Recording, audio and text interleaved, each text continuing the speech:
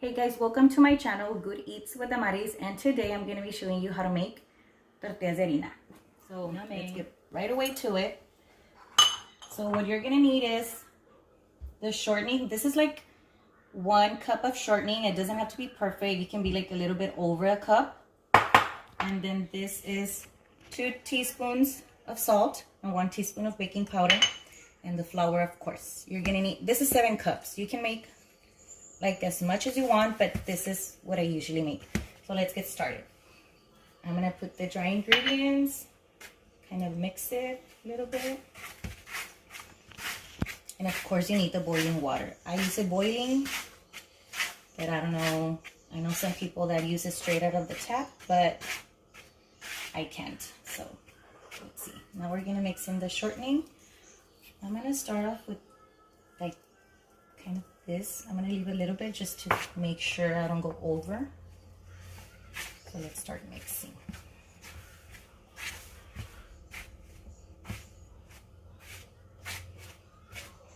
Just need to be squishing it well. Let's see.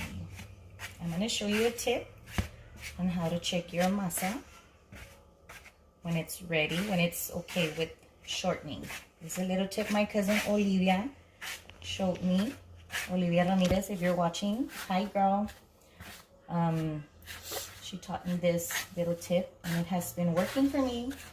And it's just like a little tip that you'll make sure your tortillas are gonna come out good every time you make some. So this is a little tip. So when you wanna check if your harina is good with shortening, you kind of grab a little ball, squish it, and if it comes apart, it still needs shortening. You need to stay together.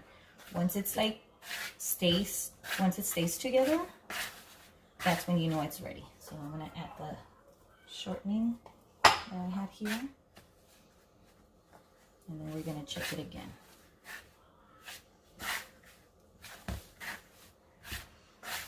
And you can also feel the flour getting like heavier and thicker. So that's another way of checking your masa. So now let's check it again. It still needs a little bit because it's coming apart. So yes, it's basically the whole shortening that I had, which is a cup, a little bit more than a cup. If you want to make more, just add more, a little bit of everything. But this is the quantity that I usually make. And let's see.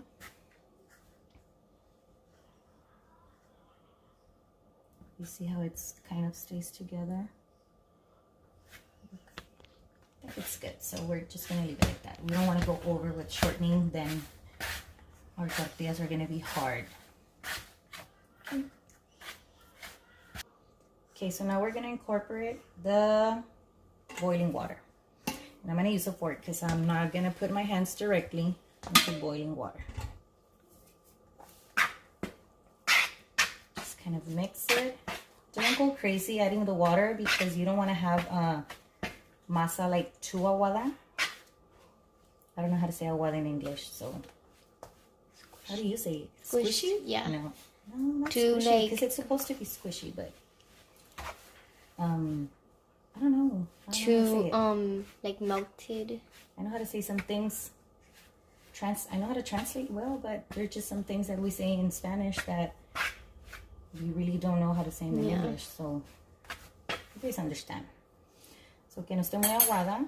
So what I do is I kind of make this half first, and I leave it aside so I know this is already good. It's gonna start looking like I know dough. how much more water I'm gonna use for the other part.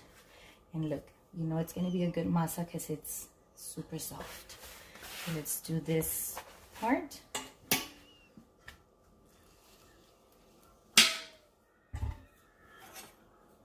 Okay, let's mix it real quick.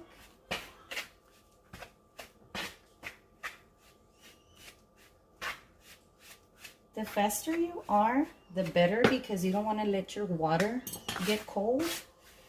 Because if it gets cold, then your masa will be hard. So I try to do it as fast as I can.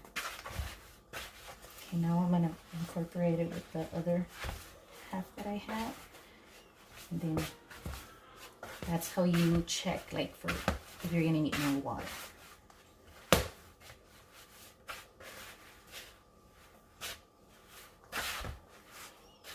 So like this is good. You see I have a little bit left. Just gonna put a little bit more water.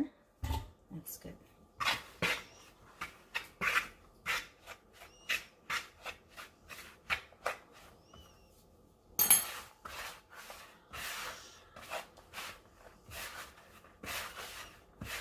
So you're gonna have some of the parts that look like loose. And don't add more water. I think it should be good. So just go in with both hands. Just try to bring it all together.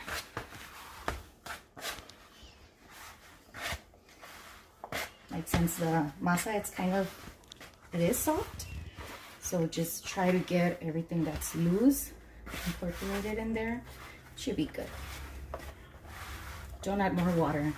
If you see that, like, those pieces, just don't add more water. Just keep kneading it and it'll come together.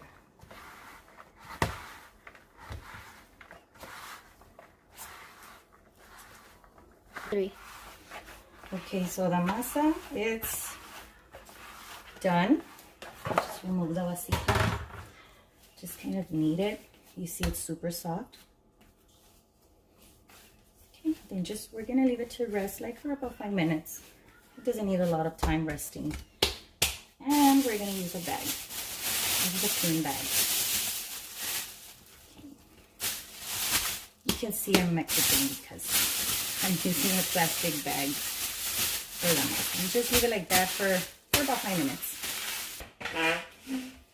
Go. Okay, so the masa has been resting like for about 5 minutes. I just kind of knead it a little bit. Now we're gonna make the tostadas. You can make them whatever size you want. I usually make this size. This is how I do it. I don't know if there's a better way. This is the size that I make. I know some people do this, but it's kind of harder for me. So I just go like this. You see? Okay, just make them as big as you want. They're still gonna come out the same. The flavor's still gonna be the same. So now we're gonna start, I don't know how to say that word, paloteando. I say paloteando. Rolling them. And I always like to leave some here out and cover the rest with the same bag that I used for the masa. So let's just start. And guys, it doesn't matter if they're not like super perfect. I just kind of play with it. I move it around. And it doesn't matter if it's not like circle. They're still gonna taste the same, so it doesn't matter. So let's start with one as I'm making another one. I guess this is the part where most people don't like to make tortillas de harina because they say they come out todas chuecas, but it doesn't matter. Like, just go for it. I mean, they're still gonna be good.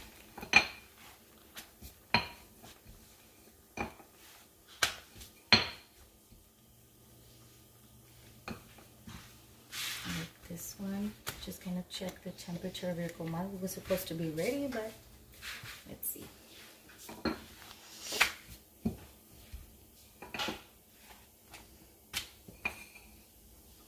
Like this one's almost ready. You can see it getting like fluffy. This está inflando. And don't squish it, or don't go with the palita and try to flatten it out. Yeah, because I mean, I don't like that. I like for it to be puffy because I don't know, maybe it's just me, but I think that it's when it's getting like the steam inside and it's cooking it well inside. So just leave it like that. Let it puff up. Then let's do another one.